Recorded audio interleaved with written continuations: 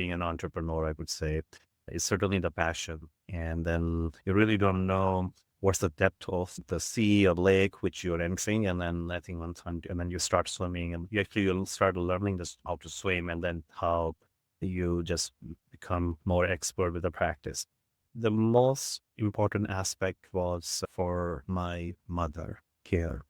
May Allah bless her heaven. And she unfortunately had a chronic liver disease. And one of the big challenge I was facing as a eldest son and the physician's son, the time when I was in the US, and then my parents used to visit me once a year. I'm so proud that I inaugurated this platform, Shifa4U, by placing the first order for my mother herself. When I decided to launch this company, American TelePhysician, one of the big decision or biggest I had to make was to resign from my nephrology practice full time. And when these patients get discharged from the hospital, they either go home or they go to long-term senior care facilities. And seeing that or witnessing the patients who are brought to your office on the wheelchairs, or if they have dementia on the stretcher and all this, just to see a doctor and a nephrology and examine patient, but then all you need is mainly labs and their medication, and you can do 90% of the stuff you can do. It's not just a success story, but talk to a lot of the failures. And I think one thing is very common is the regardless of your failures, or you just got to continue to move on. So I'll have to tell my wife that not everyone on a cruise is always happy. So that's not the Oh, solution to absolutely. all your problems. Going on a cruise is not going to take care of all the problems. They still need a psychiatrist on the cruise. So that's good to know.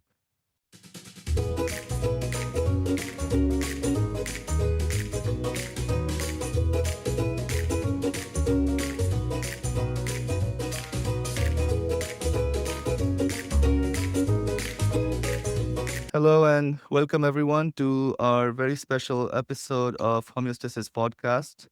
Our guest today is a physician founder, and he has started a company that has taken off in the last couple of years. He has kindly agreed to give us an interview. He usually speaks for WHO, World Bank, international forums, national media, but he has kindly agreed to join us on this very humble podcast. He has taken out time from his very busy schedule to talk to us today.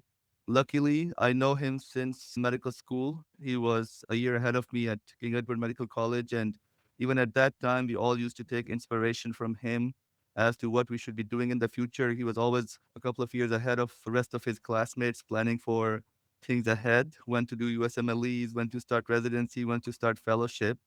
And since then, he has done residency in internal medicine from Cincinnati, Ohio. He has done a nephrology fellowship from Delaware. He's a practicing nephrologist in Jacksonville, Florida. He is a United Nations think tank member. He has been invited by United Nations to annual meetings on universal healthcare at UN headquarters, as well as by World Bank. He's a member of the Advocacy Committee of Telemedicine Legislation Policies at US Capitol Hill. He has hosted multiple events at United Nations forums on digital healthcare and telemedicine, and participated as a consultant for WHO, UNICEF Global Report on Assistive Technology. But I think the crown of all his achievements is the very well known now, the company called American TelePhysicians. He is the founder and the CEO of this Florida based company, which is an award winning virtual healthcare company with operations in US and international markets. He has been named among top 20 CEOs of telemedicine companies, and he is a well known international speaker on digital health and telemedicine. So before he appears on Forbes cover and is going to be, I don't know, 30 under 30 or 40 under 40, he has Sure. kindly agreed to talk to us today and share his experience with me.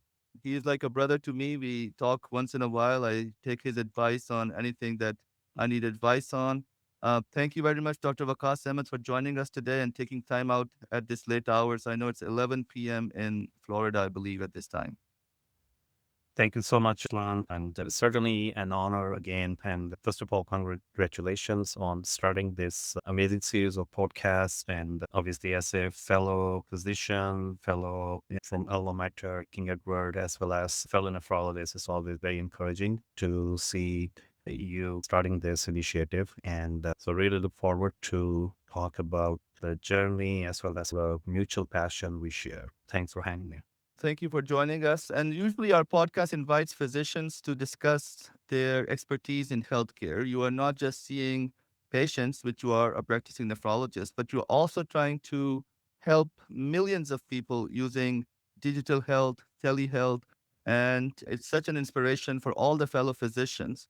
Our podcast title is Homeostasis, Maintaining Balance in Life. And it's certainly interesting to know how a physician and a CEO of a company maintains balance in his life and balances the acts of managing his personal life, his patients, as well as a big company that spans multiple countries. We are certainly interested in learning more about your journey, but first tell us how you are doing these days and how do you divide your time between everything that you are doing?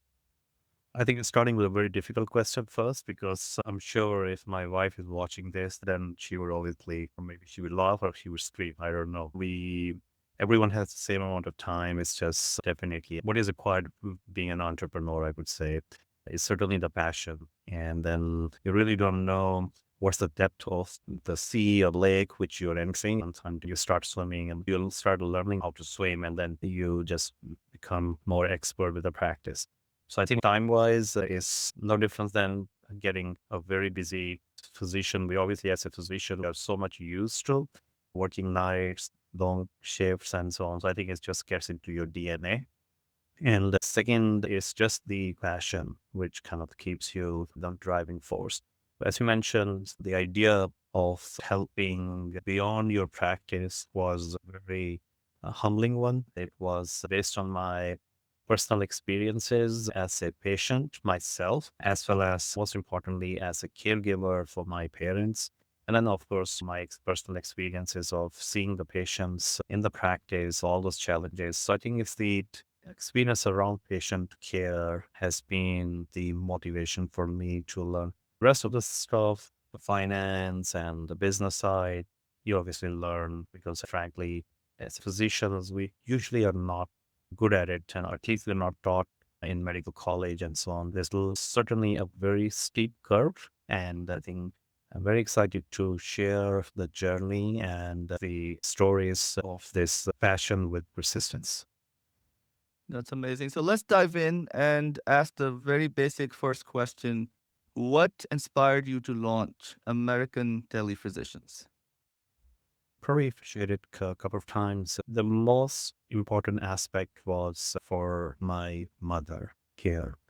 May Allah bless her heaven. And she unfortunately had a chronic liver disease. And one of the big challenge I was facing as a eldest son and the physician's son, the time when I was in the US, and then my parents used to visit me once a year. And one of the challenge when they were visiting the US was having no insurance as a visitor.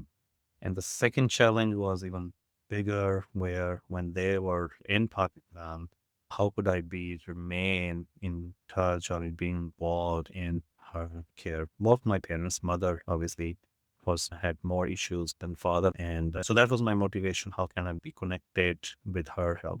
And I started thinking different approach, because this was the journey goes back in 2016. I completed my fellowship in 2012.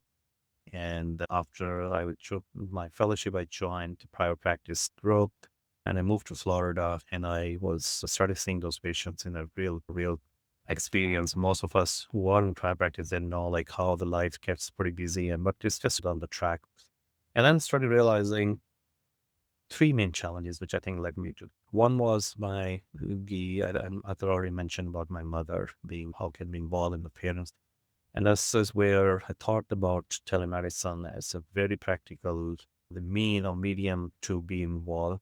But that I started thinking telemedicine at that time was mainly video consultation. We all think, oh, it's just seeing an online doctor. In reality, it is just a complete virtual healthcare ecosystem. And so if you want to see a patient remotely, you obviously need to have all of their medical health record information. And then you're also, as a specialist, you need more information. You order labs, imaging, and so on there. So one of the whole idea, how can you build an entire digital ecosystem? And then the video consultation is just a very small part of. So you second, just started thinking when the people who come here, when they are not have insurance like my parents, how can they have affordable health?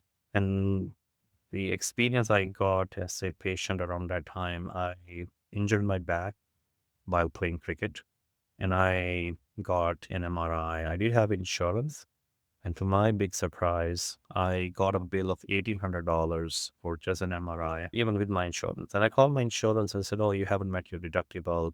And I said, "But how did I know that the bill was supposed to be $1,800? No one Mm. told me." And then I found out I could have done this for $600 at another center.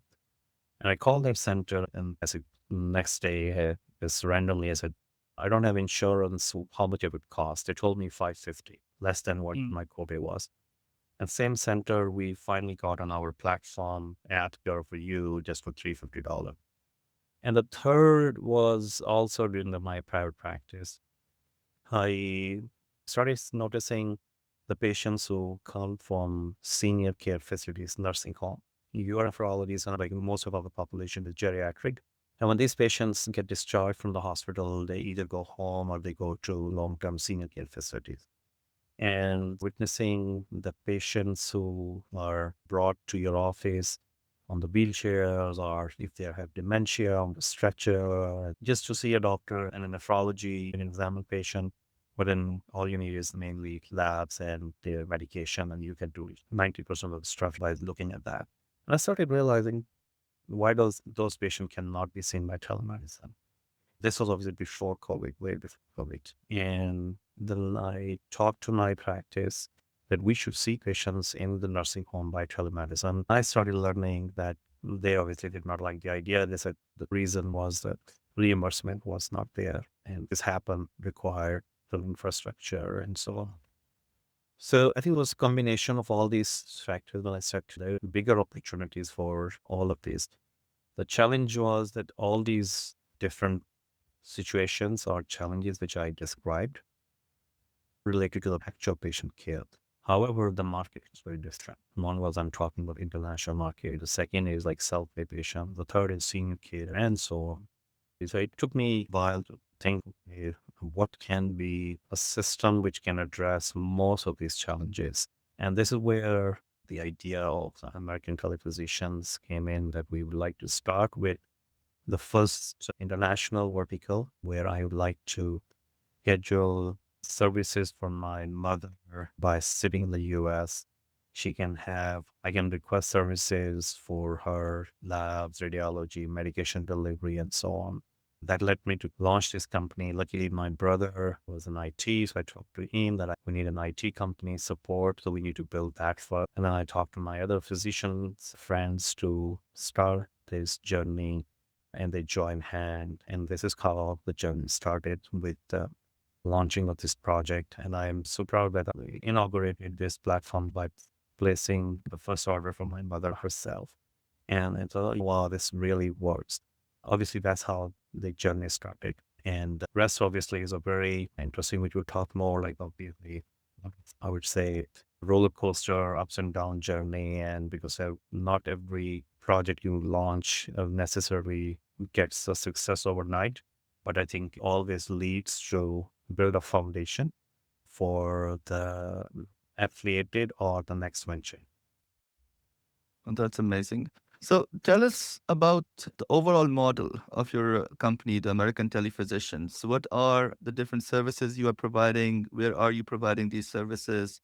And what was the first service line you built and how you expanded on that? Give us some nitty gritty on how you got about starting something from an idea to something practical on the ground. So the original idea stays the same. It was how to become what we call an Amazon of healthcare, where the as I mentioned, is an ecosystem. So the American TelePhysician, the idea was to how to build a digital health ecosystems, because one of the big challenge for healthcare, whether it's the US market or more in developing countries, is the lack of integration, and the healthcare is fragmented. And take example, the US, excellent healthcare, the service in the hospitals. The moment they leave hospital, very fragmented care. I'm not sure, I don't know how many people have experience of working in senior activity. When I decided to launch this company, my telephysician, one of the biggest decision I had to make was to resign my nephrology practice full time. It was it was pretty lucrative partnership track, and then so I had to start from scratch, and I started seeing patients in that senior care facility. Remember, I was telling you how those patients. So I wanted to actually go and learn this. How can we do telemedicine as facilities? So we learned a lot about that system, and I think really it was fascinating and actually shocking that how the data was so fragmented. In the hospital, we so much used to see Epic has everything, lab, radiology, and something. At that time, when you were visiting nursing home, you really had separate patient notes, a separate, you have to find the lab separate booklet, vitals booklet separately. So they're very fragmented. And same is, I think, for the developing countries, in many of these, including Pakistan, there's no electronic record and so on. So I think the fundamental need was to have an electronic medical record system or a platform which can integrate with others' system as well. So knew that this is going to be the foundation, regardless you want to do a telemedicine or not. But I think this was the number one. Yes. So we started building our platform named Smart Clinic for that.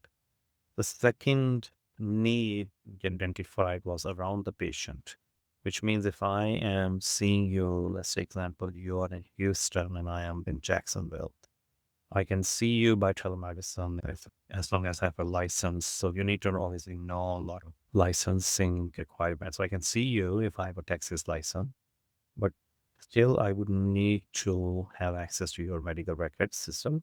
Second, if I want to order something for you, lab and radiology, I not have that information. If I don't have that information, where to send you, that burden is on the patient. I'll say I can write a prescription and I can tell you the lab, but where to go, this was not. So again, connecting those dots with the doctors, lab, radiology, everything, I think this is where the whole vision was, how can we build this ecosystem? So we primarily are a technology company, and then we started our physician services first with the international markets, second with Indian. And I think the COVID came in, and during this COVID time, we saw an opportunity for building a service line for physician services. It's quite interesting because COVID was a double edge for us. As a technology company, right before COVID, we built this whole telehealth platform and launch our platform for scheduling of ancillary services. And during COVID, we caught pushback because the government lifted all the requirements for being HIPAA compliant, and people started using FaceTime or Zoom and so on. So obviously, from a financial sustainability perspective, we were left in a situation where people just wanted to use free app and so on there. But we, at that time, then luckily during COVID, services became reimbursed, which used not to be the case only in the rural area. So now is the time to start our virtual physician services. So this is where in the COVID, we had essentially transformed into both a technology company and the provider. And this was, I think, a restart for our company, but I think this also learned a lot of new opportunities as well. During COVID, with our physician services, we also got into the vision was to how to launch specialty program. Because I always take examples. If you look at the universities, they have online campuses now, virtual universities and so on. So it's not just the student or teacher classes.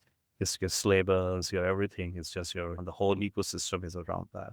Same thing for banking. You can do a lot of stuff with your banking. So the thing we saw the healthcare, if you have a physical healthcare campus, you need to have a how the virtual healthcare campus would look like. So one thing is a virtual hospital, which means acute care. So you're providing that acute care services. Then you also need to have specialty clinic because we have a department of cardiology, nephrology. So this is where virtual nephrology, virtual cardiology.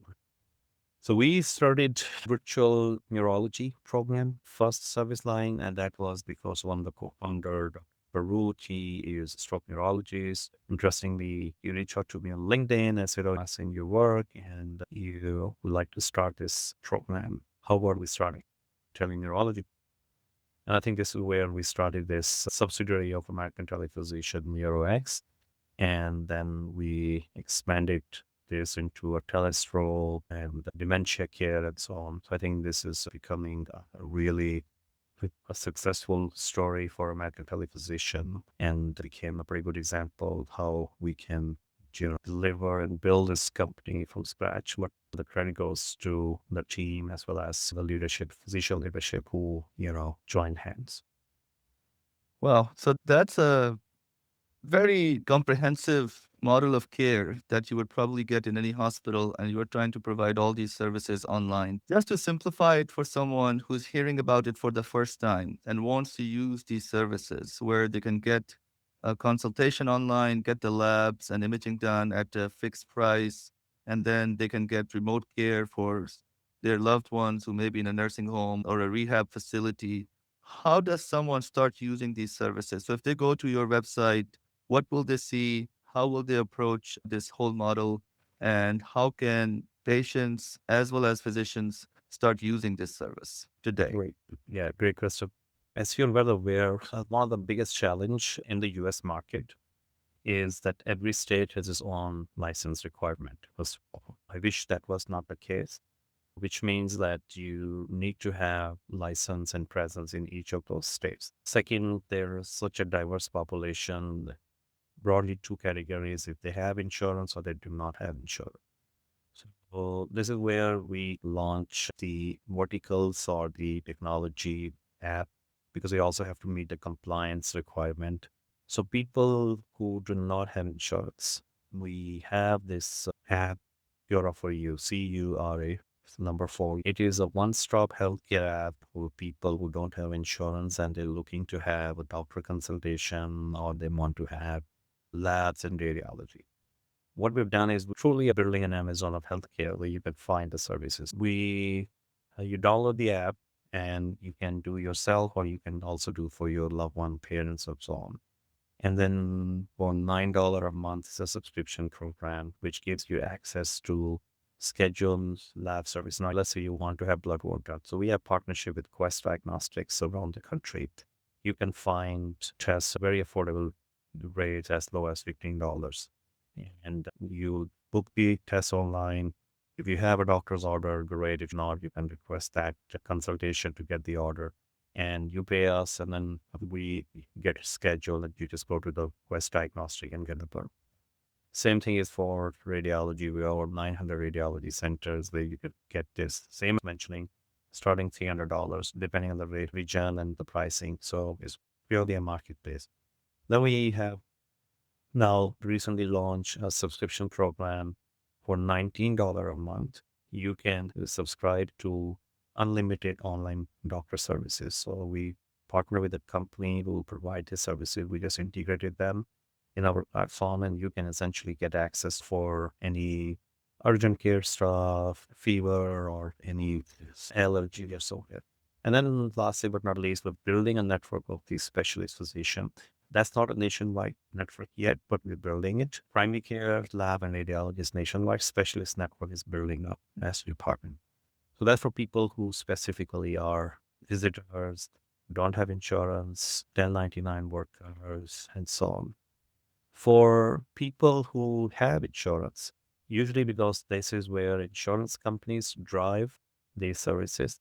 So this is where our route for that is through partners like healthcare systems or the physician. We provide services to healthcare system, particularly for our specialty care. Like we have contracts with healthcare system for telestroke, teleneurology, telepsychiatry. And neurology also offer online consultation. We have a platform named NeuroX. People can go online, download NeuroX app, do the screening for mental health and dementia. And if they need to see a neurologist, they can schedule appointment and so on. So this is where I guess the model kind of been working out for the US market. We do provide obviously as a technology aspect because we are expanding our network and the ecosystem.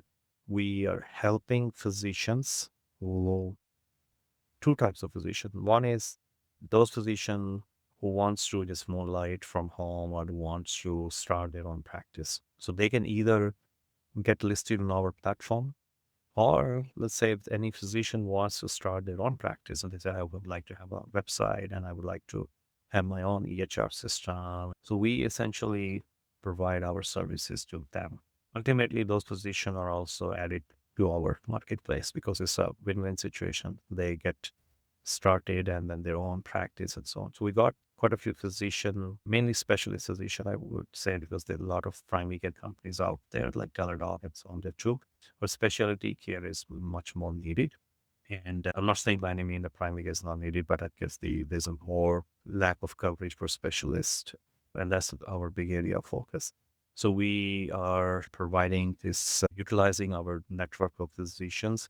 We have contracts with correctional care facilities. We have providing service to cruise lines, Royal Caribbean. So all those places which you can think of where telemedicine can be very helpful. So we are now obviously expanding into those markets and those areas. So, is your imaging service, consultation service, and lab service available in all the 50 states in the country, or are there some states that you haven't ventured into yet? I would say in most of the states, labs like Quest Diagnostics around the country, and radiology is certainly more than 45. I think there may be some states, because again, this is where we partner with the other companies that are adding there. And then we have a nationwide coverage, probably 40 states, 40 plus states for home imaging. Someone looking for home x-ray and so on. So we have partnered with a company called Trident Care, so they can schedule services like home x-ray, home ultrasound. During COVID, home testing became popular at that time. So we partnered with a company who delivered home lab kits, etc. After COVID has not been that popular because it's still, you need CBC and all these stuff more. But the market obviously is shifting pretty rapidly as well. I mean, obviously AI is something, but I think one area on the patients and consumer side, people are also getting more agnostic on the wellness, which is a great thing, by the way, because we are talking about wellness, lifestyle changes, and so on. Keeping that in mind, we obviously upgraded our technology infrastructure and we launched this remote monitoring program where you essentially download the app and then you connect it with your devices. A lot of time now people are using smartwatches and then Apple Watch, Fitbit.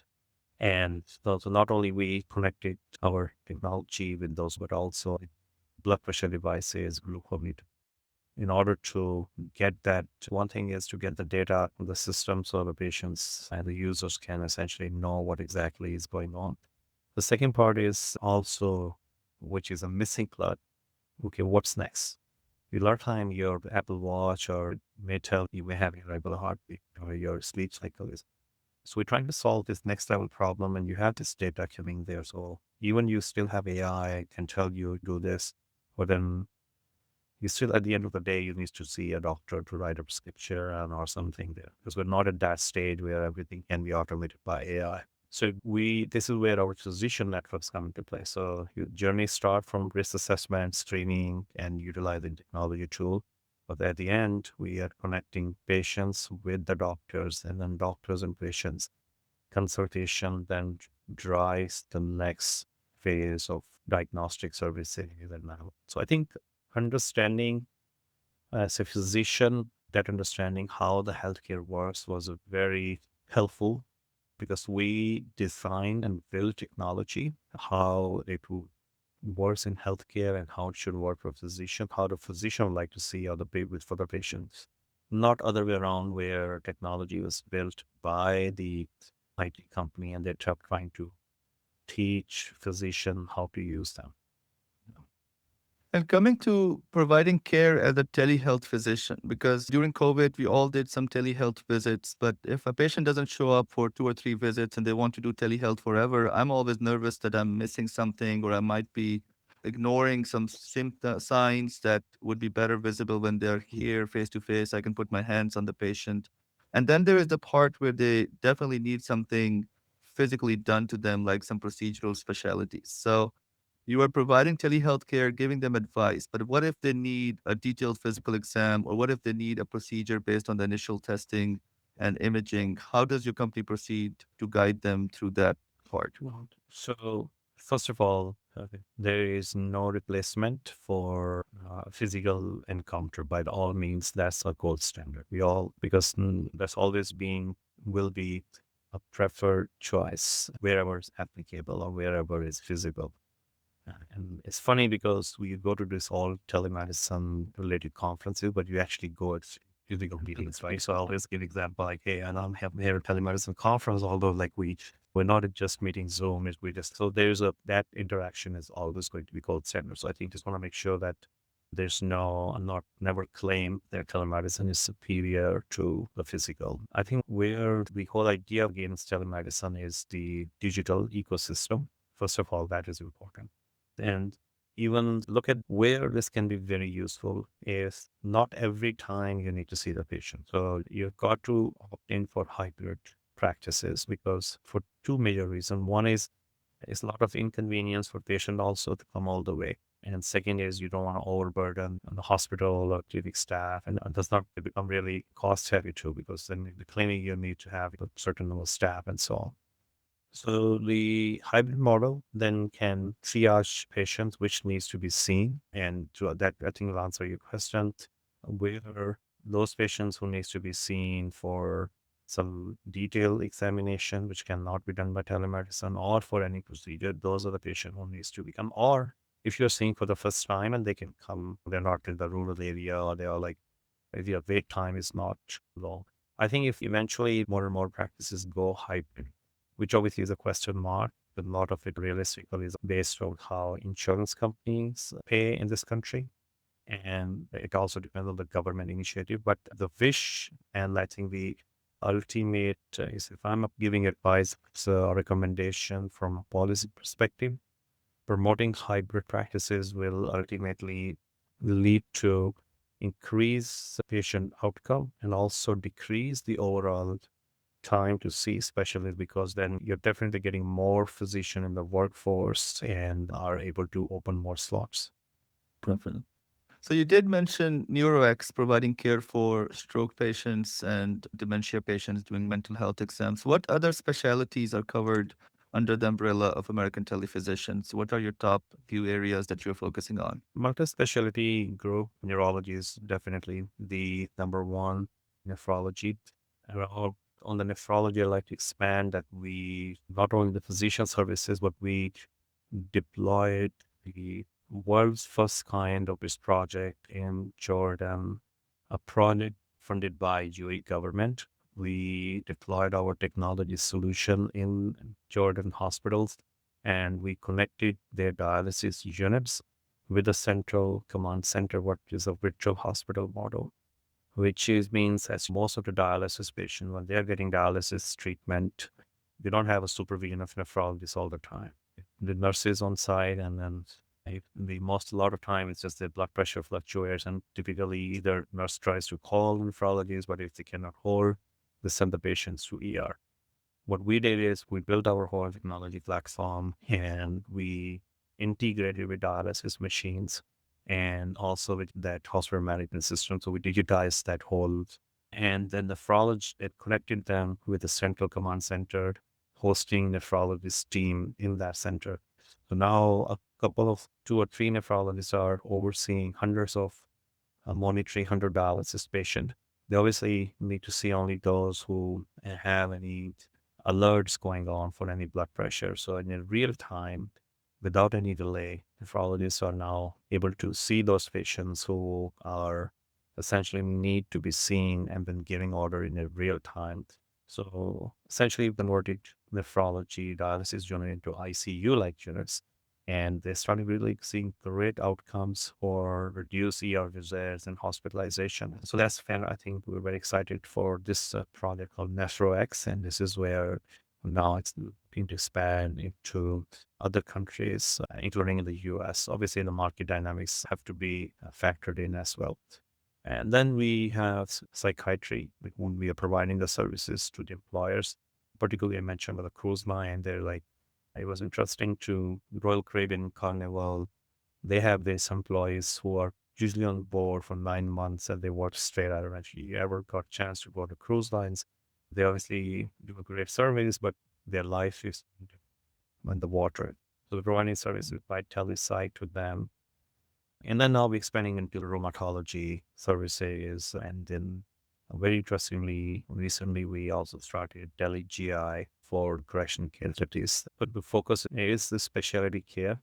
But what differentiates us from other multi-specialty group that, as I gave you example for neuro or nephro, I would rank them on the top because we built dedicated technology solution for those specialty. The whole idea for our group is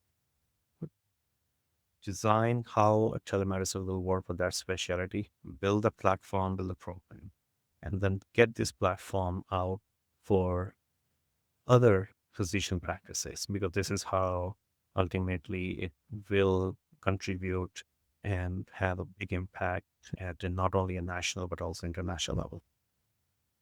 So I'll have to tell my wife that not everyone on a cruise is always happy. So that's not the Well, solution to all your problems. Going on a cruise is not going to take care of all the problems. They still need a psychiatrist on the cruise. So that's good to know. So especially if you're working. Yeah. coming to your skills as a CEO, because I was going to ask you about how you deal with different hospitals and healthcare systems, insurance companies, but you also mentioned you're dealing with countries like UAE and Jordan and their government systems. So if you are going into a new market, whether it's a hospital where you're trying to deal with an insurance company or trying to deal with a government office, and you have never seen them before, they don't know about you, you don't know about them. How do you start that process? How do you initiate the conversation? How do you get them to listen to you? And eventually, how do you convince them to buy your idea and get them on the same page as I you? would say Allah has been very kind. It's certainly because of my prayers of my parents and then dedication of team, my family, and so on. We don't have a big sales team. We're still a startup, and we behave like a startup because we're bootstrap and we can build this way. But there has been some great support coming in. For example, I mentioned you like when we launched project in Pakistan, I was luckily invited by United Nations. There was a competition, so they only selected 15 companies of the entire world. And we were selected as this was before COVID, where we pitched this idea of a virtual ecosystem. So obviously that got a lot of help for people to know about this 2.5 years ago. Sorry, 3 years ago.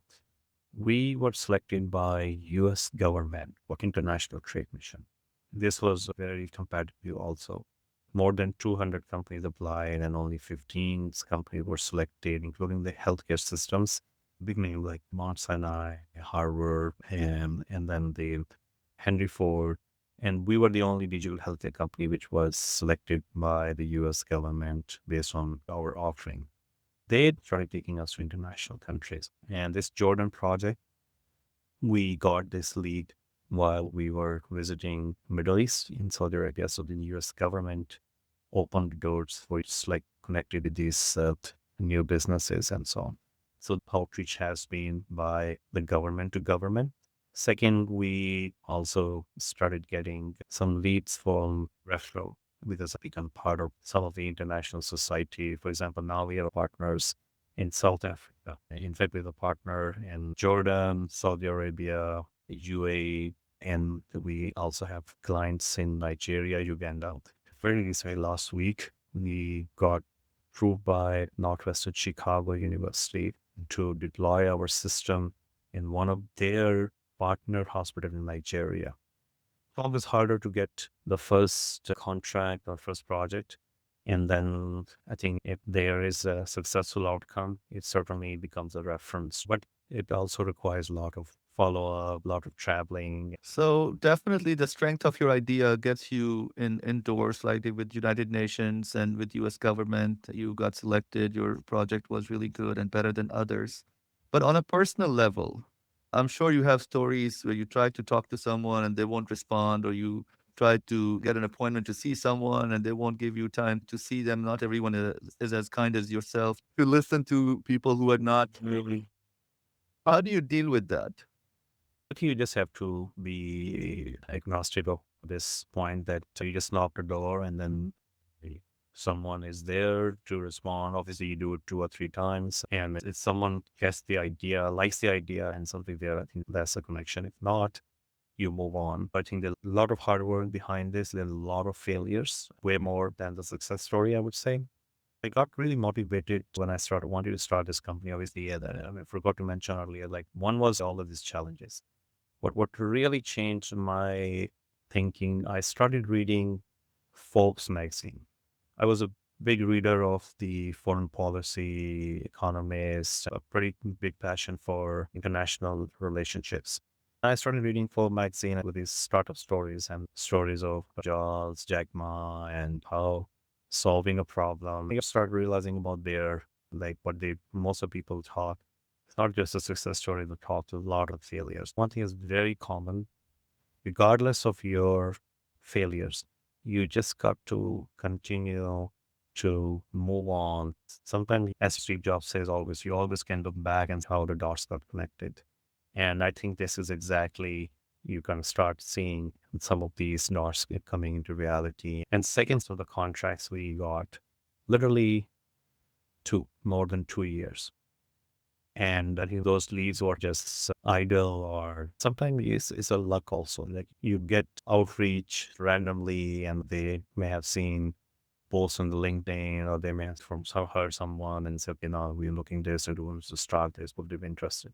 So I think it's to keep moving and also trust, believe that if you're doing hard work and then you have, especially I think if your belief is that what's the motivation behind this? And second, if you have surrounded by very supportive people who also believe in this, I think that's what's the most important part. And then certainly good things will eventually come. You just will definitely get surrounded by good people and like-minded. And how do you manage operations across different markets? Because US is a completely different market. Now you are in Middle East and South Africa. Just learning the whole environment and where you're going to venture into, how much hard work does that take? And are you constantly trying to get all that information in your head, or you have people who are taking care of this for you? You just need to find the right person in different markets and then you are off the hook. We certainly have people, but I mean, it's still a relatively small team and we're building out the team. So as I mentioned, there are two major aspects. One is physicians, clinical services, and second is the technology services. With clinical services, then challenges like you have to have clinical operations in each state. So we obviously have a pretty extensive legal infrastructure. We are registered in more than 40 states right now. And then obviously you have a legal team who has, built that infrastructure. And then we get physicians on board and we can provide them malpractice insurance and we contract with the hospital and so on there. So there's a lot of work. Relatively team is very small, but I think definitely we are looking to expand that. Second is the technology part. Now, technology part is there's the beauty of the technology that this can be expanded into different markets. However, unlike many, it's not an e-commerce website or it's not social media and also it's actual healthcare. So you got to have registration or you got to meet requirements. For example, take example of Jordan. So we found this good partner who was a local partner, and then we first had to learn all the current infrastructure they have, and then we had to propose them what we will build. And then if that proposal went well, then we just build that and also had to meet all the requirements. It's good thing is once you have built that, then that whole market opens up for you because you have built the product for that market. So you can obviously expand into that market. But then that product can also be then customized for other. This is where our smart clinic platform is customizable, and that we have built it with a vision that this becomes a global platform. And with obviously customization, any new market, you go to healthcare, even from a physician perspective, there are two or three big things. One is you need to have a local drug database. Number one. Number two, you want to know about the hosting, this sort of technology where the platform is being hosted, because countries' laws require you to have hosting in their country. And the third is the local payment gateway or the physician workflow. So we not only build the foundation, but we constantly are adding more services and so on there.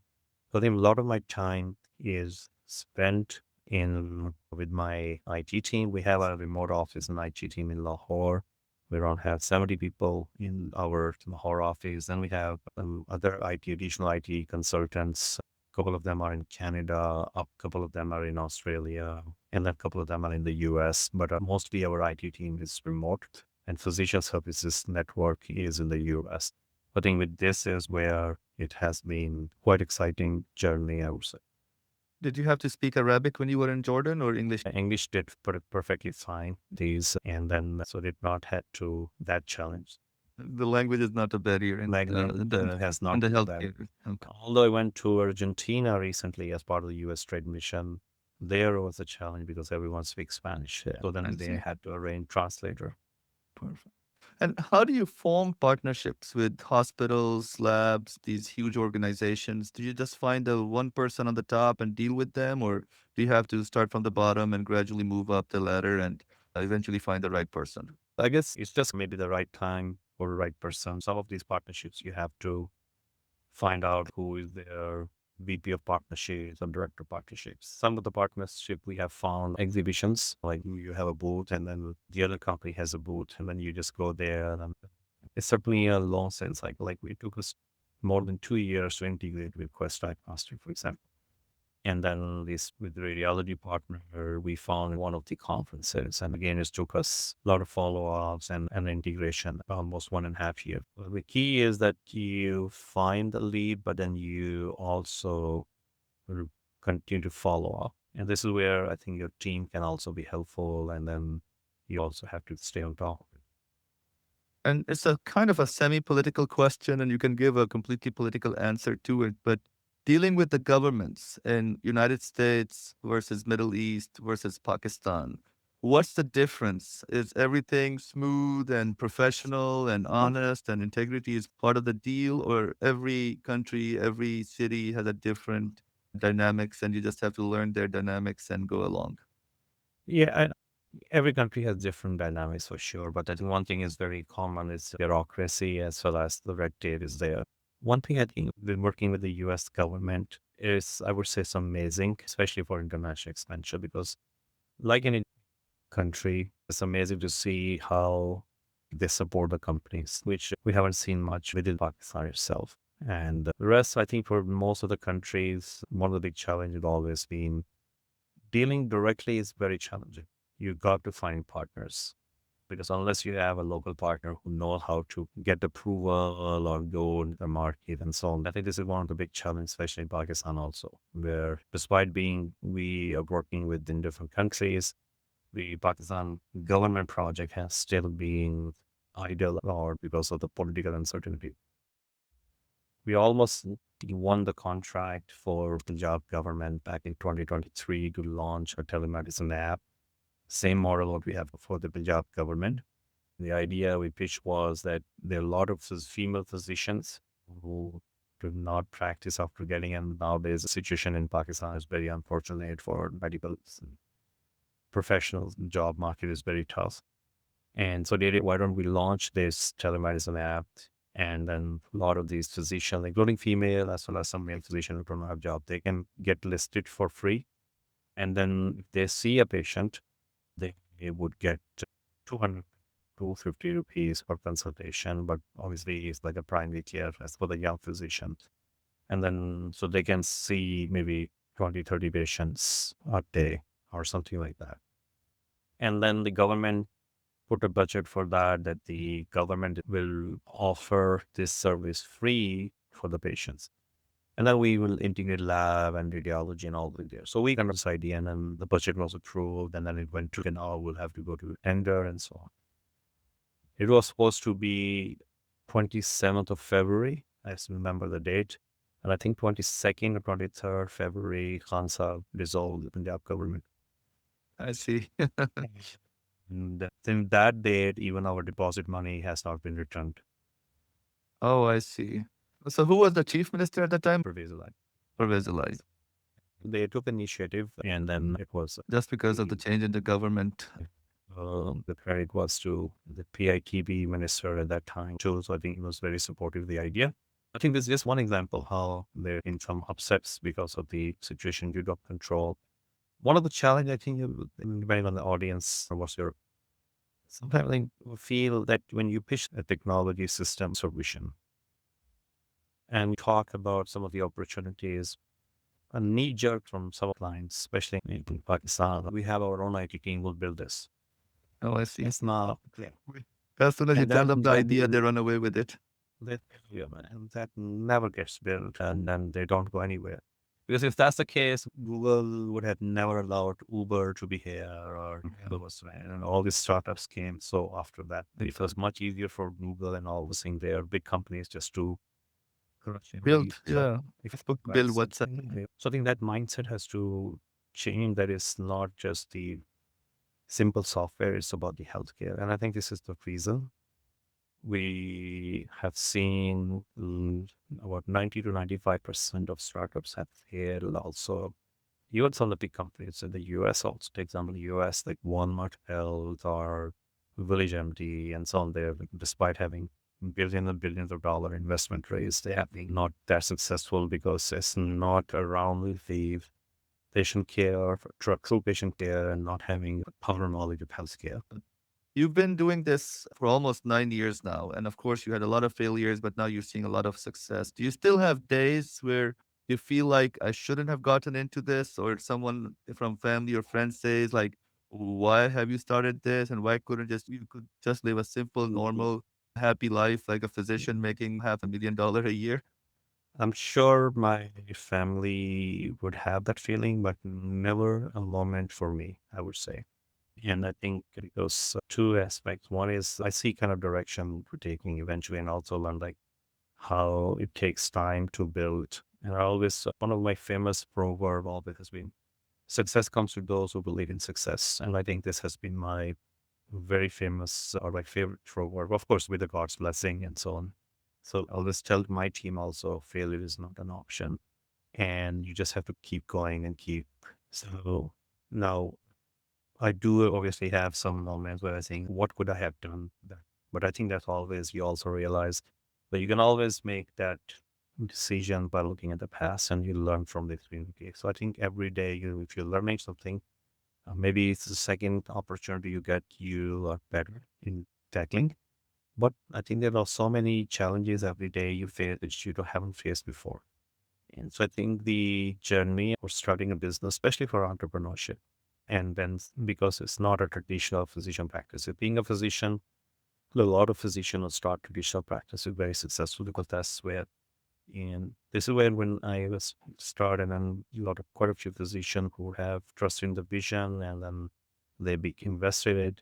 And I always told them the same thing, that this is not a traditional practice. The vision is being international and global. Obviously, things start smaller.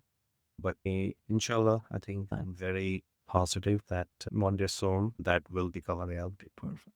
How rich are you? How many yachts do you have? How many Bentleys? And how big is your villa? And do you have a house on the beach yet or not yet?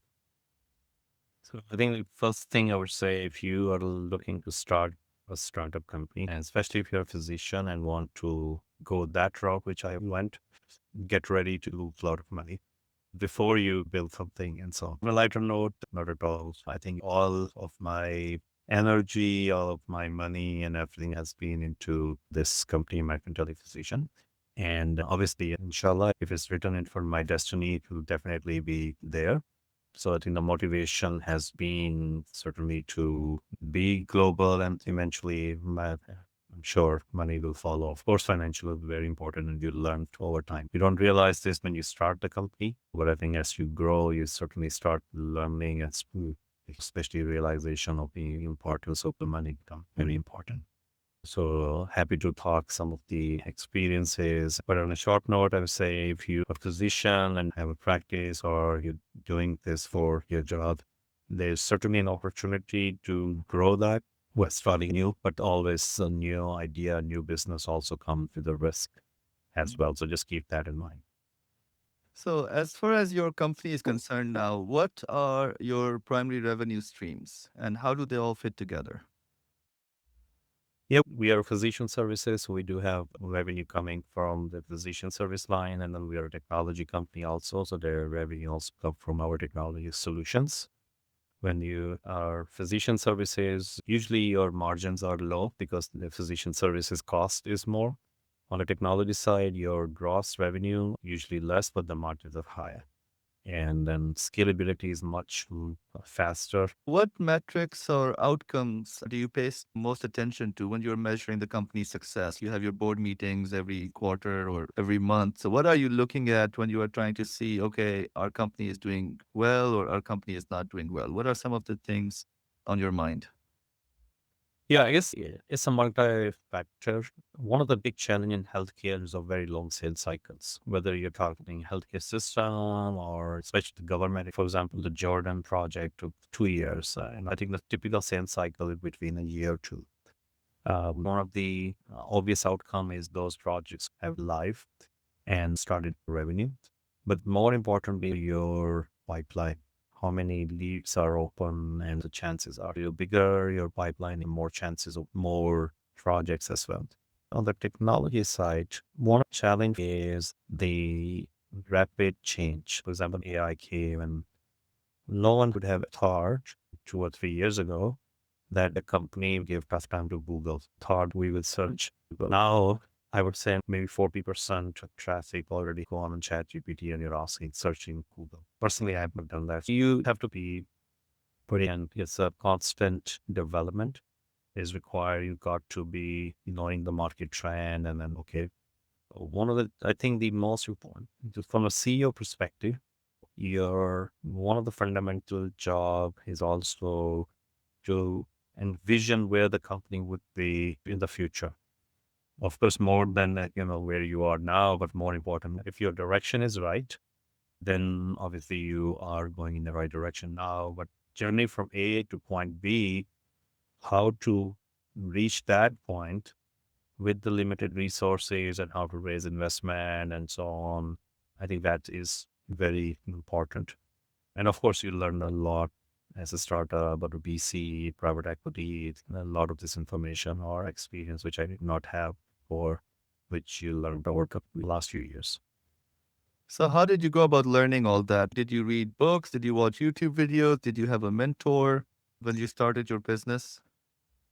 I think it's a combination. We always, as I've told you, got motivated to start company because I started reading magazine and different stories. I must acknowledge most of those stories which you read on Forbes magazine or so on, there are success stories. We don't read 95% of those failure success stories. And I think when you actually start the company, then you start realizing why most of the companies have failed. And then you start, but you actually face those challenges and then continue to learn from the personal experience. It's something which cannot be unfortunately taught. Of course, I've watched a lot of videos in the beginning, Harvard Business Review, Stanford lectures on the business side, and so on. I did not get any formal degree or MBA or so. Not sure if that, I think it will be helpful, but not sure if it's necessarily needed because I haven't seen many of MBA guys starting a company. They're more like on the management side, but certainly having finance knowledge helps you. If you look at all the successful companies, most of them are the guys who were visionary rather than the CFO or so. I'm talking about the big companies, the unicorns and so on. On the other side, most of the successful businesses or localized businesses or private, they obviously have been run by people who actually are on finance because they have much better understanding of the And I think this is the beauty of the startup and innovation. That number one reason innovation happens is for the people who actually come on the visionary side as well as, and then we get the right people on board and build this. And then you take the company to a certain level, and then obviously meet more experienced people from taking the point A to point B and so on there. And this is where a lot of the companies then, when they have reached out of the startup phase, they come more into organization. Then these companies eventually bring C-levels, CEO or chief operating officer, because they didn't have experience of leading large companies, unless the founders would like to continue that. Nice. And what was your fundraising journey like from the earliest days? How has it progressed? Yeah, I think it has been mainly the bootstrap from friends and families. You obviously start with your own money. So as I mentioned, I started with all my savings and everything important to this, and then we started this journey. Early on, you talk to my close friends, and I'm very thankful for their trust. Yeah, and it's been obviously a long journey, because this is, I think, one thing I told them, like any business, this is not a guarantee for success, but one thing is guaranteed, that this will be something which I and my team will go to last moment. And I think that where is probably the most important factor, which kind of, win the trust. And then we have been lucky that able to get this funding from the physicians mainly. And then these physicians were also very instrumental in becoming part of the physician network workforce. And this is where we have continued to grow. We obviously now have reached a stage where there's been significant interest in acquisition of the company. And then we just have to make a decision when to say yes and who to say no. So that's where we are now. I see. And especially Pakistanis to get invested in anything other than real estate. If they have 100,000, they would rather invest in DHA or bury a town or buy a plot and sell it a couple of years later. So how did you sell them the idea that invest the money with me and maybe in 10 years, 15 years, 20 years, it is going to be something big? What was your pitch and what was your selling point? I'm very honest. I think obviously, when I starting a startup, there's always an upsell that you can have a big returns, especially in the startup. Especially if you go IPO or some successful, your return of investment can be anywhere between 5x to 10x, depending on when you invest it. Right, your early investors have bigger later on the stage there. Second, I think these are the people who invested. They're not just invested for necessarily for money, because I think they wanted to be part of this journey to see transformation change, because my pitch has mainly been on addressing the problem. I'm not by all means not a finance guy, and then obviously now having pitched to many VCs and private equity companies, I think that finance knowledge has improved, but by no means I'm still an expert. And so it was easier to pitch to the physician because they speak the same language. Because we talk about, okay, what are the issues which the healthcare systems are? What are the issues a physician face, and what technology? So I think that's where it resonated with the fellow physicians, because they immediately they gave him all the example, and then so and then they start seeing product and some the development. Obviously, I wish things could have moved even faster then, because some of them expect return of investment sooner. But for us, it was like this is a long term. And then second is, as I mentioned, there were some of the hiccups came into, like when we started, we thought, and then before COVID, things were started rising. And when suddenly COVID came, and this was actually a double-edged sword for us, it actually impacted us a lot. So we really went down, and then we had to take off again. So the journey obviously has been a little longer than I would say anticipated, but I'm very thankful for the people who continue down this whole journey. They continue to believe, not only the early investor, but also it's just a chain, because once you invest, then you essentially tell others and so on. So this has been Snowballs, yeah. So for people like me who are not familiar with these financial terms, how do you explain terms that we keep hearing like seed round, Series A, Series B? Can it keep going on until like XYZ, or the ABC has to stop somewhere? So I guess that's a very good question. So I also started this with reading Forbes magazine and saw that there's Series A and B. So there are two types of growth capital. I would say if you're starting startup, there are three verticals. One is you obviously need growth capital. So regardless, you start with your own money and then friends and family, which is called angel investment. And then the real question is if your venture is venture capitalist or is it more for private? Private equity will not come until your business is bigger and successful. So that case come at a later stage. Private equity will come and they want to take the majority stake. Venture capitalist VC, which is very popular in the US and it used to be more popular, now it's becoming more tough. During COVID, it was relatively easier. Nowadays, it's more AI. To give you that money, knowing that 90% of that money may not actually be successful. So this is what I've learned talking to a lot of VC. They know that they invest in 10 companies, then only one or two will be a big exit. 5 or 6 will not make it. And then maybe 2 or 3 are those which will give them a decent return on investment. But they're betting on those one or two companies, which will be like give them 10x or 20x to give that.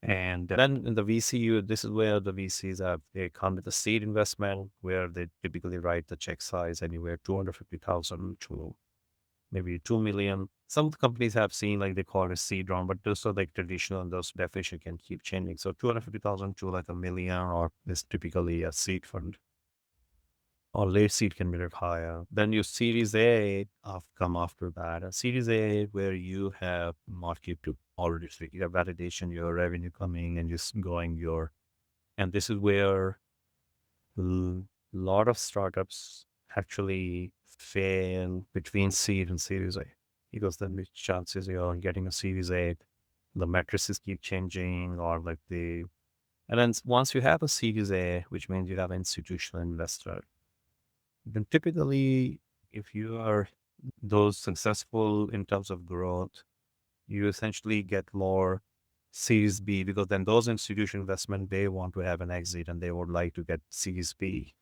VCs and Series C. But this is more on the VC side. The challenge is you have to show a massive growth.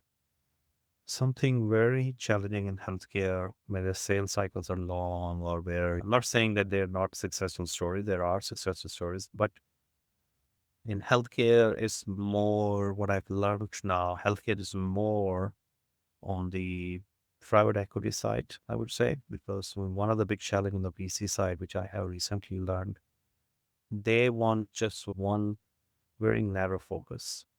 For example, I take NeuroX. We are a virtual brain company and we have stroke as well as dementia care. The stroke is acute as well as post-acute, but dementia is not acute, dementia is post-acute. And a lot of VCs had difficulty acknowledging or understanding, buying this idea that dementia and stroke go hand in hand. And something which is physician-led, they see 30% of patients who get stroke get vascular dementia. But they don't want to buy that because they're only thinking from the finance perspective, can this make money multiply there? You have to learn money is right fit for you.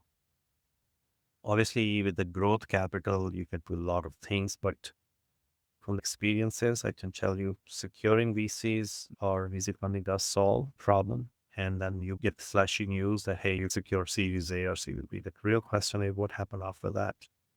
Have they really fulfilled the company? And that's where the tracking can start happening after a big round and then after a year or so. Like, exactly. And where did that money went from? So I think I'm still obviously, honestly, I'm still learning some of this. Okay, that should not, because unless there is some, I would say, Ponzi scheme where you get this money and the hyper valuation and then there's the whole, because VCs even don't have their own money. They're like getting people's. So when you, if you are an investor, so you can invest in the companies directly, or you can invest in the VCs. VC invest. So the, in my opinion, there has to be also some Now, even the healthcare, there has to be a specific mindset for the VCs. But there are good VCs, I'm sure, and then there are these other different macros and so on. You have to. So I think the best part is probably if you can scale your company and make it profitable or even break even, and then from the bootstrapping, that potentially can be maybe one of the best scenarios. But obviously, if you want to massively grow after this, you will eventually need some growth capital partner, and that stage it could be private equity as well. So how do you go from seed funding to Series A to Series B? Are there any like hard cutoffs or hard parameters you have to meet? Or anytime you run out of money, okay, I'm going for the next round because I just spent all the money I had and I still have stuff to do. Yeah, I think it's a constant, it's a combination, as I mentioned. As a founder, we obviously are trying to raise investment, but I think it should not distract you from selling or building it too, because ultimately, like for myself, from Series to Series A, they want to see proof of concept, the actual dollars are coming. Mhm. And then raising investment, it definitely takes a lot of time, and then you learn from matrices. And then, so first of all, it also depends on your product, your market, which market are you selling into, who are the competitors. And there's a set pattern. Like, okay, I'm going to do this. This is the market, why I'm better with the competitors. And then timing is also very important. Sometimes if you are early than the market trend is, you obviously want to be successful. Sometimes you're a bit late. They already invested in similar companies and the VCs did not see any good outcome. So they also, oh no, thank you. We are not going to invest in this one. And then you're left your own. So the idea of getting VCs money is also an exciting journey to learn. But the question remains if that is a matrix of success or is the matrix of success actual exit and outcome. And where is your company at this point in this series funding ABC? So yeah, we haven't. I think we continue to grow organically, and the physician, as I mentioned, we do have acquisition offers. The way our company is structured is that we have this American TelePhysician, and then we have this ventures. So we have grown as some ventures are high performing, some ventures are slowly building up there. The vision has been that you grow this venture and then see if the exit for that venture while you take your parent company IPO or maybe remain public. That's still to be seen. A lot of factors will be involved. But as I mentioned, if you are able to show the sustainability, and then you can also show that there's significant growth and your revenues are increasing and then your customers are happy and then you're getting traction, then you continue to get support from your early investors as well as new investors too. Right. And how do you value the company when you are starting a company? It's not making money yet, and you have this idea. Maybe you have a little platform, and you have a few friends. You're trying to convince them to invest in your company. They say, "Okay, I'm going to give you 1,000 shares for $1,000." Who decides this value? So Who it's, decides how many shares should be out there? What's the value per share when you're not making money? What do you tell them? well, it's also very dynamic. You may have seen crazy value in Silicon Valley. Honestly, it depends on multiple factors, where you are sitting, who you are, who your connection, what's your past experiences. If you are a person who is like a Silicon Valley nowadays in Stanford or in that community, and I say, oh, yeah, I have this idea, and then you got someone on the advisory board who is a serial entrepreneur, you obviously get valuation crazy high as compared to someone who is in the rural town or in the international market, even with a better idea and product. So I think that's number one is that market where you are and which area you're putting this within. Second, a lot of this initial state, a lot of this valuation is may likely be arbitrary. Okay, you look into the comparable markets. Okay, this is the product I have because every company has some competitor. Someone tells you there's no competitor, it's a hard sell because you can't say you definitely can say you're better than competitor. But if you tell a VC, I don't have any competitor, that is for sure. You start looking into what that info. There are tools or websites where you can how much funding they have raised or like what valuation. So second, there are companies who get value. They like look at your, let's say you don't have a revenue, but they say, okay, this is my future projection plan. And they look, okay, if everything goes well, this is your 5-year revenue would be at that 5-year revenue. What's your valuation will be today's? So this comes your value of the company. This is how the VCs and the VC values are always higher than the private equity company because private equity obviously value your company on the actual cash flows and so on. But obviously startups, most of the startup go with the VC round first because that's why you don't have revenue, you don't have your negative cash flows and so on.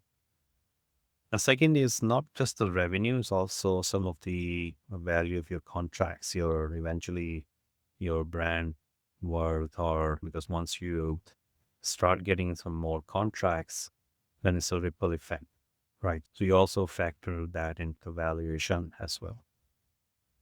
But when you start and you say, okay, I have 1,000 shares and I'm going to distribute it among 10 friends who want to invest, and then you run out of that money, can you just keep making more shares to sell, or is there a limit to what you? You can definitely issue more shares, and then you always have to convince new investors or the existing investor to invest more. And then also you have to show them the product or the progress, and then you. This is how the companies grow because they issue more shares. So number of shares are you continue to issue more shares. Obviously, the percentage gets diluted, but if your share price is going up, your company value, the size of your pie, if that goes up, that is still most of the startups too. And how do you balance rapid growth with long-term sustainability? Okay, like you started 5 projects. Do they all need to be successful before you move on to the 6th project, or you can keep adding more projects and hope that one or two of them will kick I off? think, When you yeah, try to convince your investors. yeah. It's also dependent on the company to company. Our company example was little different because we probably thought more a broader vision, and then it's like a startup. So it was very challenging in the beginning, especially. And it still continue to how to, it's like more having multiple children and you're like, everyone needs to go to school and then some graduate and all these things. You have to be very patient when you're dealing with. But if, as compared to if you have one child and then you always spend most time there. So most of the startups are essentially those with just one project. So obviously I learned this the hard way also, I would say.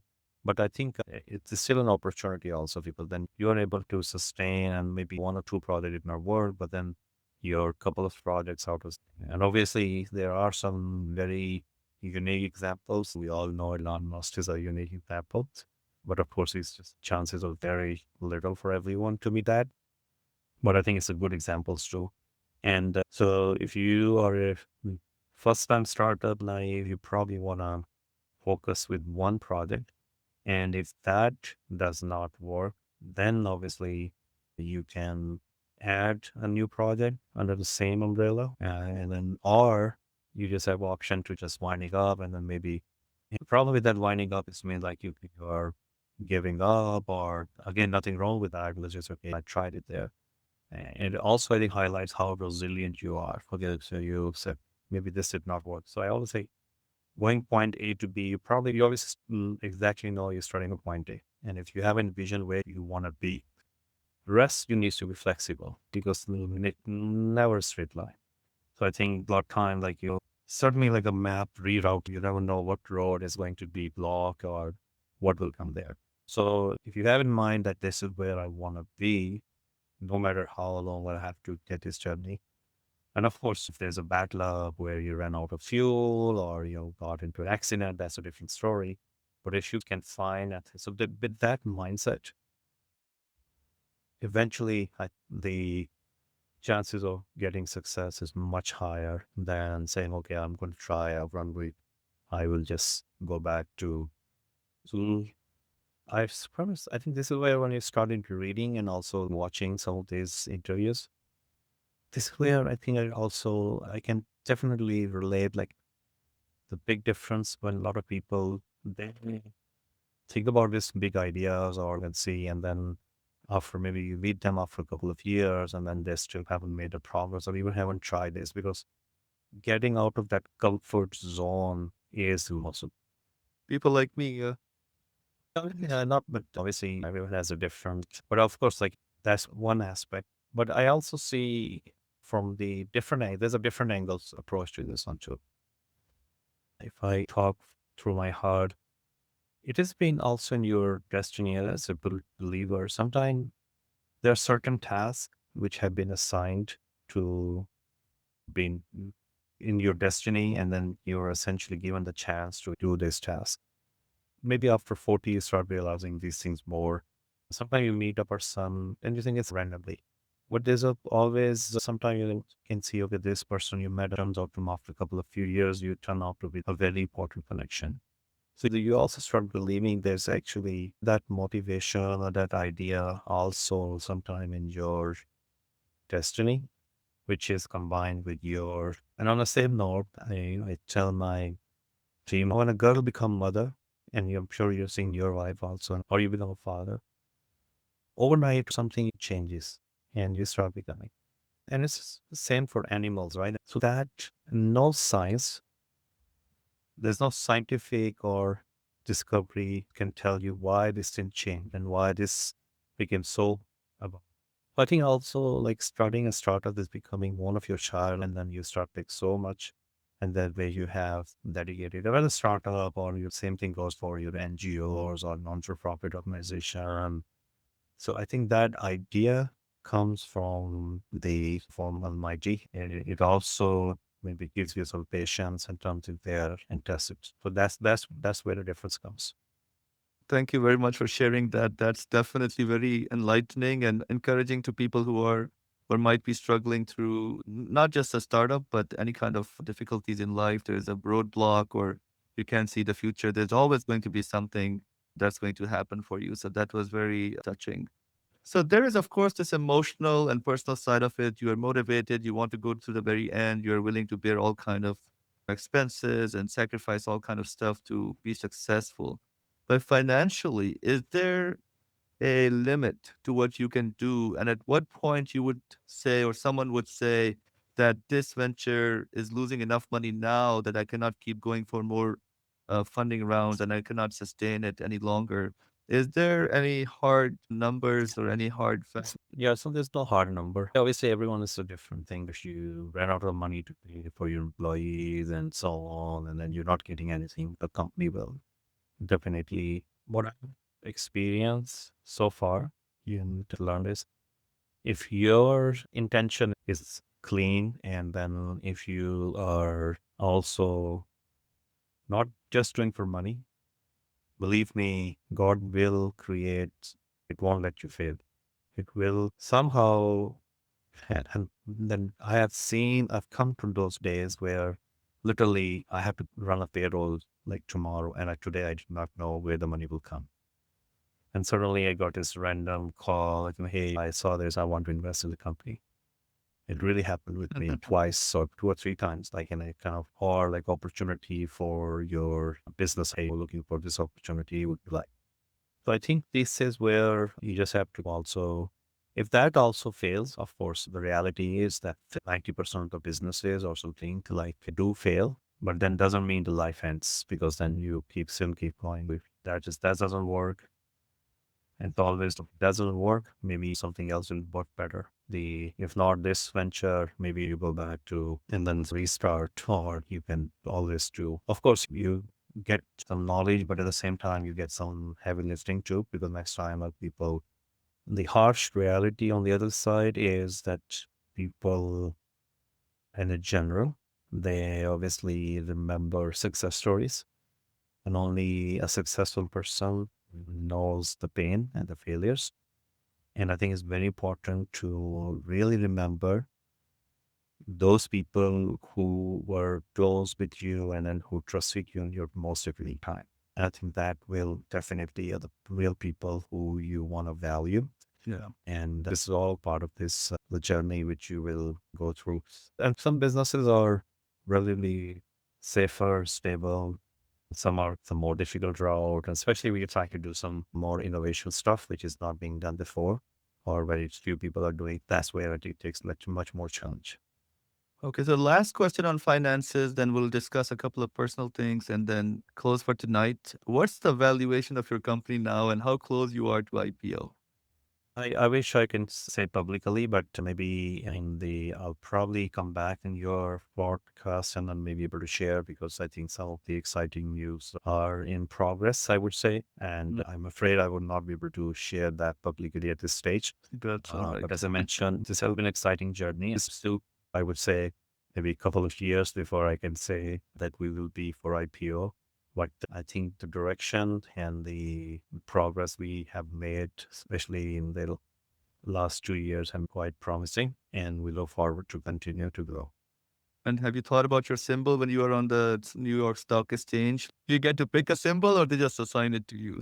I think you just go with your companies. Yeah, you probably have an option for that, but we'll see. We'll definitely, I think right now I'm very seeing focus on, okay, what's in the next 6 months to a year, and keep it in the cross, inshallah. Pray for all the best. So my next question was, where do you see your company in next 5 years? But I can imagine the answer. Hopefully in the next couple of years, we're going to see an IPO and you are not thinking about selling your company. You are trying to keep taking care of. Yeah, I think that's one of the desirable outcome, I would say, where we would like to see the IPO, or it could just remain private and still be a global company. I think you also learn that sometimes going IPO is not necessarily like a lot of big companies, Walmart, Epic, and so they're not IPO. So this is also, I think, part of the learning curve, which I found that. So we are open for both options. A third option would be, again, not in the short term, I would say, because obviously merger and acquisition are happening. As of today, I'm not looking for that merger and acquisition at ATP level, but let's see. Let's still keep fingers. Like situation is all again part of the whole journey. That's all right. So how do you personally balance your clinical work, company leadership, personal life? What are some of the ways that you utilize keeping your mental sanity, keeping yourself relaxed, and not getting overwhelmed by so much going on in your life? I think on the personal, obviously the cricket. I play cricket once a week. That's my passion. Keep me so those 2 3 hours usually play in the evening once a week, and that those 2 3 hours are very much relaxing for me. Spending time with my family, my daughter, my wife, and I think, yeah, although I know I wish I have more time to dedicate time. And then, quite honestly, most of the time work with spending time on the technology side really give me more comfort with the one. And constantly we're looking into what's we're building for the future. Because a lot of these products that you see now obviously were started a year ago. My clinical work is around 15 to 20% mainly. As mentioned, I have my practice in the senior care facilities. I see patients both by telemedicine as well as on site, like a hybrid model, and done very few locum also, very few weeks for locum, just for the inpatient side to keep that one going. And rest traveling, obviously, mostly work related, but then once in a while you also get a chance to be in a new place and so. If cricket helps you relax, then probably you're a good batsman and you're hitting fours and sixes. Because if you're out on the first ball and you have to do fielding for 2 hours, then definitely I not really. love bowling more than the batting, but I think it's a good friend. The big part is, I think, when you're playing this with the like people there, it's about the company. I'm blessed to have good friends, and that's, I think, is keeping me. But And the last question, what advice would you give young entrepreneurs or people who have ideas brewing in their mind but are too scared to go out and start looking at things to do to get those ideas into reality? Do you have any parting words for people with ideas? yes, I believe, especially for physicians, I think physicians are the best architect for the healthcare, especially even technology. If you have an idea of technology, I think we should certainly start learning about this and take a step there. If you can start company yourself, that obviously does require a lot of commitment, which you should if you are ready to take that. Because when you're a physician, you can always do some locum and so on. But obviously the journey can be a little longer. Or you can partner up with some other company as well in the beginning and see if that is the right fit for selecting company for maybe for technology support or any other support and so on. Obviously, setting up an offshore office like in Pakistan, or if you're from India, in India or others, has also been cost-effective way of building the products. And also, if you are, because being a physician, and then as I was giving you examples, that you are like, for example, transfer nephrologist. So find something in your specialty, the gaps, which you're like, maybe I need to build this. First, there are gaps in my specialty, and I want to build that. And that could be clinical service line or could be a technology solution. This is where I think there's a lot of potential to grow. Thank you very much, Dr. Ahmed. I know it's almost 1 o'clock in the morning where you are. Thank you for sharing your experiences, your journey, your advice. I'm sure a lot of people are going to find it valuable, not just right now, but hopefully over the next 5 years, 10 years, when they go back and listen to this podcast and hopefully see you ringing the bell on New York Stock I Exchange. hope to see you at ASN. I think we're going to have a booth at ASN this Oh, year. So definitely. It's in Houston, so yeah, we'll definitely see you there. And well, we'll stay in touch. Thank you very much, folks who are listening online. If you found some value in this podcast, please prescribe our channel. We gave a little medical touch instead of subscribe. We said prescribe our channel and stay tuned for future videos. We are going to have a podcast coming up with a pediatric neurologist regarding pediatric brain development. And then we have a podcast coming up with a heart failure specialist who is going to discuss the different types of heart failure and how to avoid and prevent them. So thank you very much for listening today. Thank you very much, Dr. Waqas Ahmed, for joining us today. Stay tuned for future podcasts. Allah Hafiz for now. thank you so much for the opportunity.